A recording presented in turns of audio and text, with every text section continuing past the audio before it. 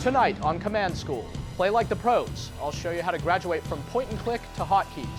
Plus, part 3 of my sub-faction breakdown, those mind-bending aliens of Traveler 59. And I'll break down some real military strategies you can take with you to the CNC battlefield in our new segment, The War Room. This ain't no summertime rerun, this is Command School.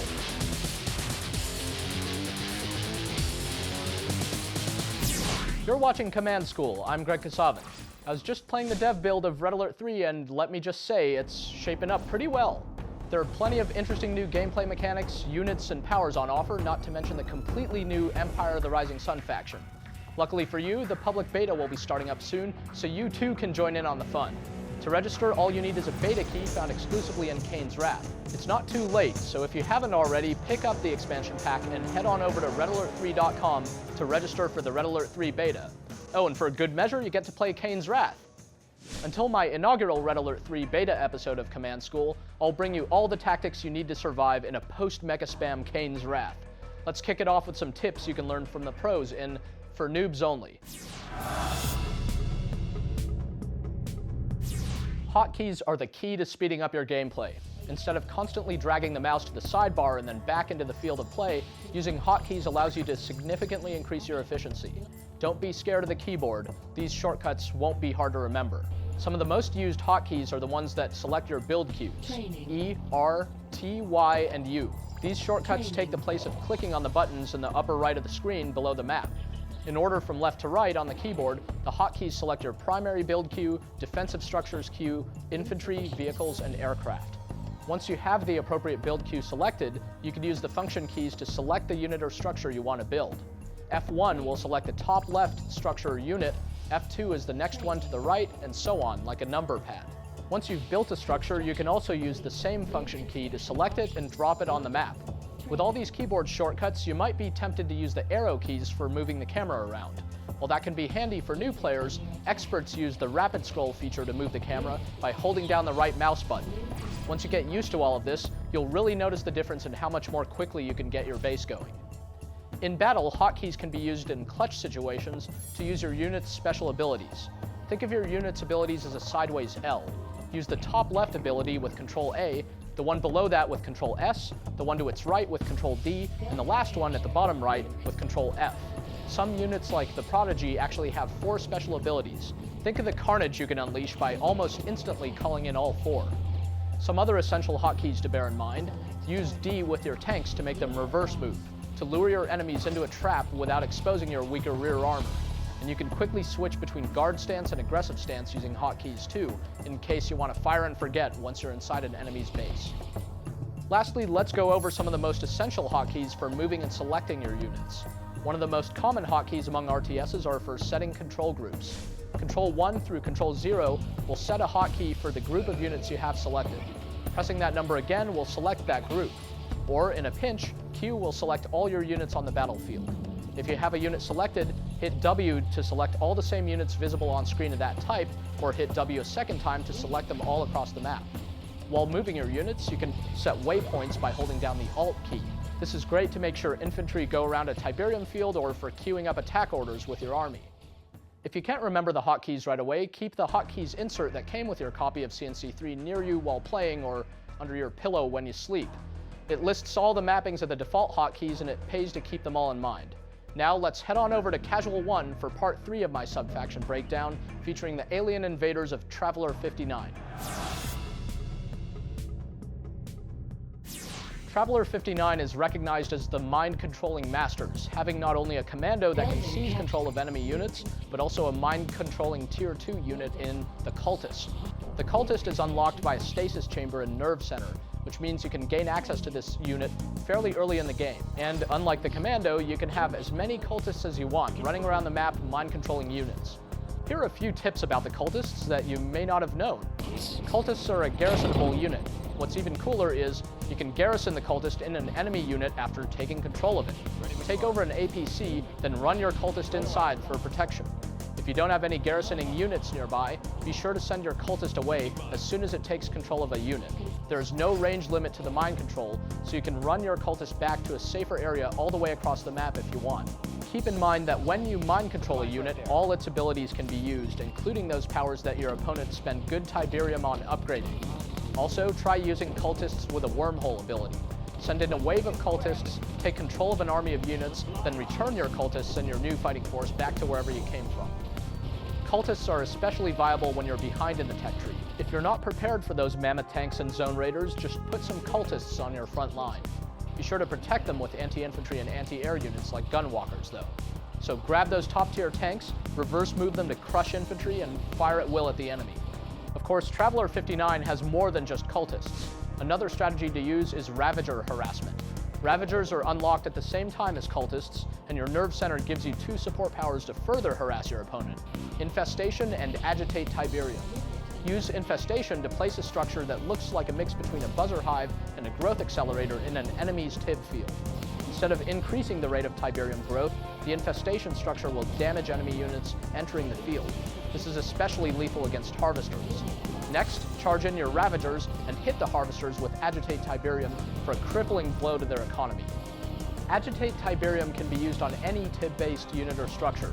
This includes a whole bunch of stuff like upgraded Nod power plants, Tiberium chemical plants, silos, corruptors, TIB spikes, growth accelerators, Tiberium-infused infantry, and mechapedes, to name just a few. And don't forget about these 2 upgrades, Advanced Articulators and Traveler Engines. After building the stasis chamber, select it to purchase the Advanced Articulator upgrade. This will make all your infantry move significantly faster. It's pretty much a must-have for this sub-faction. To boost your air hit and run potential, purchase Traveler Engines from the Technology Assembler. This will have the same effect on your aircraft. Your opponents will never know what hit them. One other key support power for Traveler 59 is Tiberium Vibration Scan. While many people use this early on to locate their enemy's base or outpost, this is also a great late-game ability. Like Agitate Tiberium, Tiberium Vibration Scan works on anything with Tiberium. Now then, seeing as how CNC is a real-time strategy game and all, what can we learn from real-life military strategists and apply back to our playstyle? Here's a breakdown of some famous real-world military maneuvers in our new segment, The War Room. Throughout history, great generals have used daring military strategies to snatch victory from the jaws of defeat or crush their enemies outright. Tonight, we take a look at a few military strategies that have proved to be effective in actual historic military conflicts. First, we have Blitzkrieg, which in German means lightning war. Most remember this strategy being used early in World War II by the Germans. The theory behind Blitzkrieg is to strike fast and strike hard to throw the opponent off balance, break through an enemy's ranks to force him into smaller pockets, then come back to mop him up. In-game, focus a heavy attack at one point of your enemy's defenses. The key here is to use faster units to smash a hole in their defenses, which will cause the defense to splinter. After rushing through the defense line, fan out and attack the smaller groups from the rear, preventing flanking and hitting exposed armor. A counter to a Blitzkrieg, or just a general defensive tactic, is the hedgehog defense. American soldiers used this defense in the Battle of the Bulge to defend against the devastating Blitzkrieg. In a hedgehog defense, defenders aren't deployed in a single front line, but in fortified hedgehog strongholds. Offensive units are allowed through initial defenses only to be surrounded by these well-defended pockets. In-game, build a lighter front line of defenses, whether with base defenses or units. Keep these pods repaired and defended, but allow possible attack routes through these defenses. When your attacker passes by your initial defenses, have heavy teams behind the defenses to counterattack. You'll now be surrounding the enemy's units. GDI's Dig In ability and the Nod Reckoner are great for setting up these types of choke points. The last tactic we have is more of a general military philosophy used throughout history, known as the hammer and anvil. Think of this in terms of the common phrase, between a rock and a hard place. The hammer is your attacking force, and the anvil is a natural barrier or heavily defended position. Use your attacking force to press your enemy up against the edge of a map, a river, a cliff, or up against your own base defenses. For example, on the map Deadly Sartau, you can use an attacking force to press your enemy up against the banks of the river that runs through the middle of the map. With no retreat possible, hit them hard with your heavy units. Now, it's time to hand it off to you, the CNC Elite, for tonight's edition of Command School Honors. Got a great strat for Kane's Wrath? save the replay, add a voice commentary track and telestration for extra credit, and email it over to commandschool@ea.com. Don't forget to include a summary of the strat in the body of your email. Tonight's tip comes from Duke Kurtz for the Steel Talons. It's simple, but quite useful. Place a repair APC so that the docking area for the refinery is within the repair radius. It can be a good way to increase harvester survivability against small raids. You should garrison both the repair APC and the heavy harvesters, but use mixed troop types in the garrisons to defend against different types of enemies. If the enemy decides to severely harass, then having 2 repair APCs per refinery may be a good idea. The second can be a backup if the first gets destroyed, or they could simply repair 2 units or structures at the same time. The repair APC can repair the refinery if that gets attacked too, and you can place a sonic repulsion field on the refinery to further increase its armor. Of course, if the going gets really tough, it's still a good idea to retreat your harvesters behind a building. I'd like to take Duke's strategy one step further and apply it to any faction. You can place a war factory near the edge of a tip field or in front of a refinery so that your harvesters will be constantly passing by it. Whenever they enter the factory's radius, it will repair them a little bit to keep them at full health. Send me your strategies for CNC3 Arcane's Wrath, and maybe you'll be featured here. Now before we go, it's time for the GameReplays.org Tip of the Week. The Tip of the Week, brought to you by GameReplays.org. Let's talk mines. There are 3 types of mine drops in Kane's Wrath and 2 in CNC3.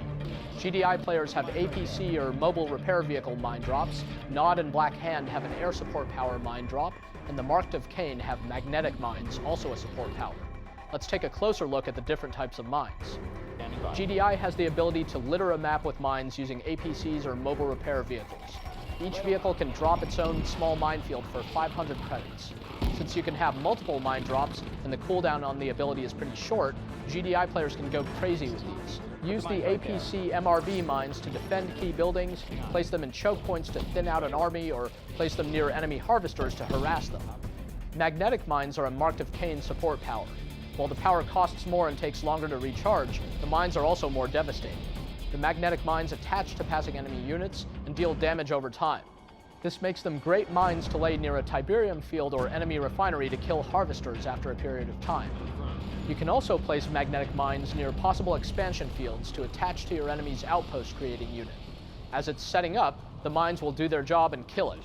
Or if you think your enemy is going to pack up his MCV, lay some mines nearby to attach to it as soon as it becomes mobile.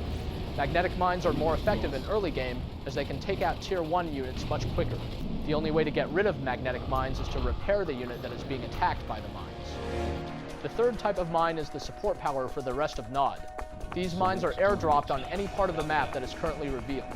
The Nod mines have a larger spread than an APC mine drop, and they're slightly more expensive to compensate. This power is great for quickly deploying mines across the map at a moment's notice. A good tactic to use with Nod mines is to lure enemy units in with a Redeemer. Once your enemy sends everything he's got to kill your epic unit, hit the Rage Generator and send their units running all willy-nilly throughout your mines. And that's all I've got for tonight's episode of Command School. Now, if you'll excuse me, I'm off to the Red Alert 3 War Room to perfect my strategies so that I can bring them to you in a future episode. Until that beta launches, try out our new military strategies and practice your hotkeys. Then, try and win a Traveler 59 match without mecha spamming. You'll be glad you did when the patch hits. And keep sending your strats to commandschool@ea.com. Dev tested, player approved. For Command & Conquer TV, I'm Greg Casado.